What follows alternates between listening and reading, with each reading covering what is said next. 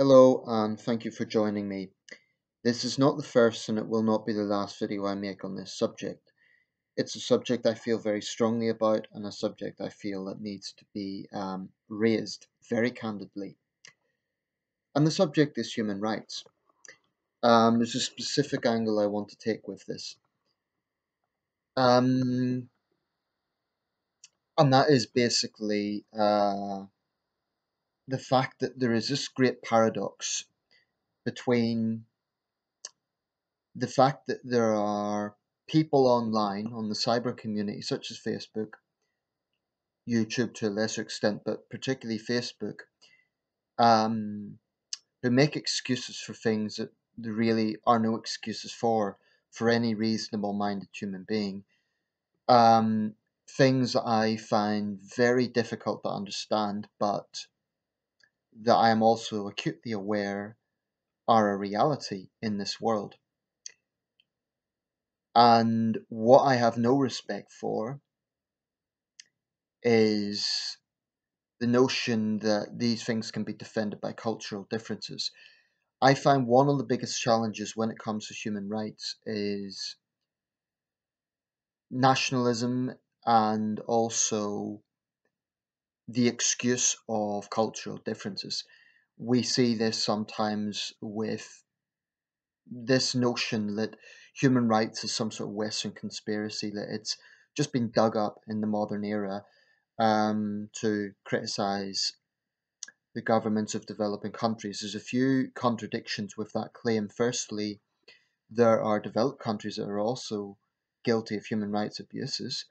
The great powers, the developed nations, if I could put it that way, are not innocent. The United States is far from innocent when it comes to human rights. So is my country far from innocent. So I would ask people not to look at this from the spectrum of nationalism, to look at it as, for example, me being a Westerner or me being British or whatever, but rather look at it as a humanity issue. Try and take the spectrum of nationalism out of it and just think of it from a perspective of humanity. Because I find very often when human rights issues are raised, whether it be at government level or individual or media level, there's almost inevitably, you don't understand this culture, or this is the West imposing its values. Now, that ignores the fact that some of the oldest human rights um, charters, and there's some debate about this, but some of the oldest archives, if I could put it that way, that relate to the subject of the rights of human beings go back to ancient Iran. For example, the Cyrus Cylinder. It has been described as the world's first human rights charter. So I utterly reject the idea that human rights is a Western invention. But anyway, to get to the point, inevitably religion plays a huge role in this. And I'm not someone who believes that religion is entirely bad, but I do think that organized religion has a hell of a lot to answer for, particularly when it comes to how people treat other people. Now, on one hand, you could point to the many, many charitable endeavors that people of faith are involved in, which is true, but I also cannot overlook the sheer cruelty carried out in the name of religion. And this does cross all religions. It's not something that is unique to any particular religion.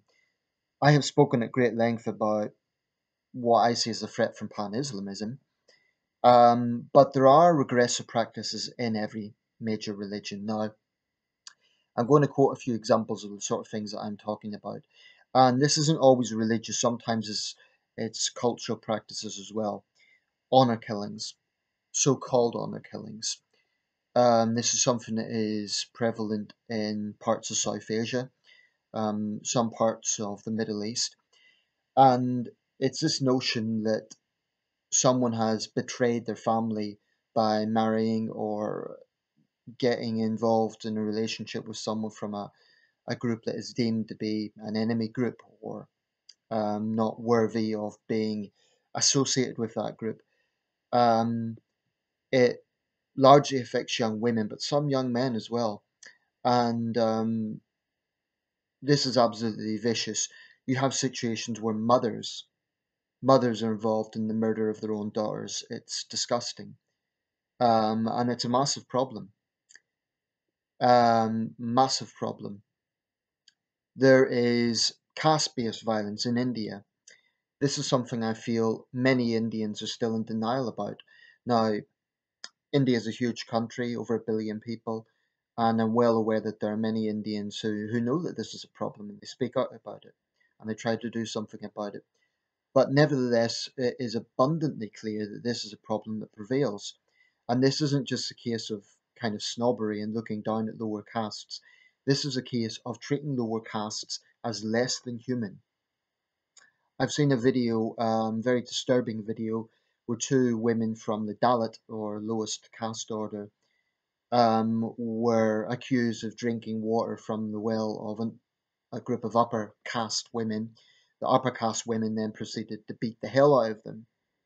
Um, and unfortunately, I've come across a lot of caste based violence like that. Now, what I would say to Hindu practitioners is, how do you defend this? How do you make excuses for it? Because, as far as I'm concerned, it's uncondonable. It's absolutely uncondonable. So when people say Hinduism's a great religion of peace, well, I can't see any way to gloss over this. And this is a problem within Hinduism. You know, I do not shy away from criticizing any religion, and I absolutely insist that is different from being bigoted or hating religious people. I've nothing against Hindus, but I do hate this practice. I think it is a total affront to human rights, and I don't know how anyone could A, deny it because it does happen, and B, try to condone it. If you condone it, as far as I'm concerned, you deserve no respect. Um, then you get within Islam the persecution of apostates, and as we've seen recently in Pakistan, the treatment of blasphemers. Now, the Mashal Khan incident got a lot of attention, and it got a lot of criticism within Pakistan. I think there's a few reasons for that. Number one, it was a bit more public than usual cases. It was widely, shared online. It took place on a university campus, and the culprits were not Taliban or some other terrorist organization. They were other students. I think that's why that case was particularly shocking. Um, but what I found disturbing was the number of people who were saying, "Oh, it's wrong because he didn't go through the court system." In other words, they would have had no problem with him being killed if he'd been found guilty of blasphemy. But the problem lies in the blasphemy law in the first place, right? And this to me is a glaring example of an immoral law that needs to be changed. Um, I just think it's barbaric. I don't think there's any way to condone it. Within Christianity, you get parts of Africa where being gay can get you killed. I think of Uganda and other parts of Africa. Now, in case people think I'm only focusing on developing countries, this is something that could be seen um, in developed countries as well. Um, to a lesser extent, I would argue, but you definitely find examples of, I mean, in America, police brutality. Um, Although that's less of a cultural issue. But anyway, the point I would sum up with this is that if you believe in human rights, you have to have the courage to not be politically correct. Now, clearly, common sense comes into it. I wouldn't go into a country where these sort of things were going on and you stand up and say, I think this is awful, because obviously I would then be risking violence against myself.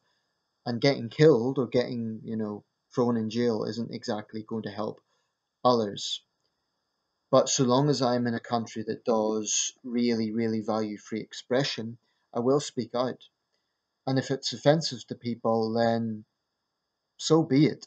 I don't make videos to offend people, but what I would counter with that is that your regressive cultural practices are offensive to me, and they should be offensive to anybody with any human compassion whatsoever. There's just no excuses from a humane argument to condone these things. You could probably condone it from a religious perspective because religion can be irrational. It can, they'll find ways to say that scripture condones this for whatever reason. And that's why I'm a big critic of taking written scripture as as a definitive article of how to live life. Because if you take scripture literally, take for instance the hellfire and brimstone of the Old Testament or some of the more extreme surahs in the Quran, um, no wonder there's so much extremism done in the name of religion. So when I see human rights abuses carried out in the name of culture or in the name of religion, it sickens me to the core. But what sickens me more is not that these things are happening, it's that there's so many people prepared to make excuses for it or to hide behind nationalism. They'll say things like, oh, you're a Westerner, you don't understand. But here's the thing, there are brave people in all these countries who know it's wrong and who are speaking out and trying to do something about it. So I totally reject the idea that this is West versus East or developed countries versus developing countries. I think focusing on that is a way to kind of whitewash it, and it's a big mistake. I really have a problem with that. And one reason I have a problem with it is because the people who make those excuses are not themselves illiterate peasants. Very often these are educated people who have Facebook accounts. They're professionals in some cases. That's what I find so disturbing about it. I have seen London businessmen condone blasphemy violence. I find that staggering.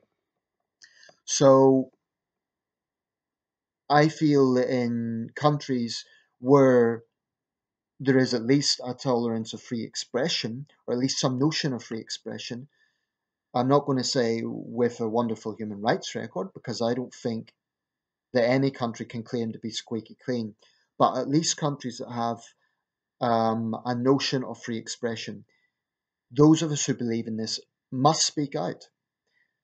Like I say, you have to be practical. I wouldn't go to Pakistan and say, oh, by the way, I think your blasphemy laws are barbaric, because that would clearly be reckless. I wouldn't go to India and say I think the caste system is an abomination. I wouldn't go to Thailand and say les majest laws crush free speech. Now, I believe all those things to be true. Then again, I wouldn't go to Texas and go to an area with high gun ownership and say the NRA, in my opinion, is a very reckless organization. So, really, anywhere in the world can be subject to that sort of defensive attitude. And I'm not saying any country is immune from that. Anyway, I'll round this up, but I really feel strongly about this. As a human being, I just can't look at videos of people being degraded and brutalized and not feel angry and not feel like I have to respond to that. It's not that I'm making myself out to be some sort of moral hero or something like that, but because there's people who are far braver than me that are on the ground who are trying to do something about this, and they take great risks themselves. Great risks. The human rights situation in this world will probably never be ideal. And there's always going to be totalitarian leaning governments who find excuses for this, and there will be people in societies who will condone it. And I find that tragic. But the situation is not all bad. With the spread of digital information, with the spread of technology, these things are probably being discussed more than they've ever been. That's a good thing because it means that they are exposed, and most people looking at it will feel sickened. Now, when regressive practices are exposed, usually but not always, it embarrasses the government of whichever country that is. So I'm sure, for example, the Indian government does not want the outside world to see caste discrimination going on because they know it gives India a bad image. India wants to be a superpower, right? And again, I emphasize, if you're Indian and you're taking offense to this, you've really no reason to, because I'm not attacking India. I'm not saying India is a terrible country. I'm just saying this is a problem that is happening within India, right? Um, Human rights abuses can be found everywhere. I mean, I would argue some of the conservative policies and welfare in this country that are driving disabled people over the edge, work capability assessments, for instance, in our welfare system, I would argue that's a human rights violation because it is putting people through mental torture, not physical torture, but it's putting them through. It is literally driving people to suicide. So, you know, I'm not coming at this from a point of view like, oh, we're really noble and we're really perfect. No. But wherever I see cruelty, wherever I see degradation, it makes me angry. And if you're a decent human being, it should make you angry. Anyway, I will round this up. If you're interested in my videos, please feel free to subscribe. Please feel free to share my videos. And if you're on Facebook, I do actually have a page for this channel. Centrist Philosopher, that's the name of the page. Feel free to check it out, like it, share it with your friends, and thank you for watching.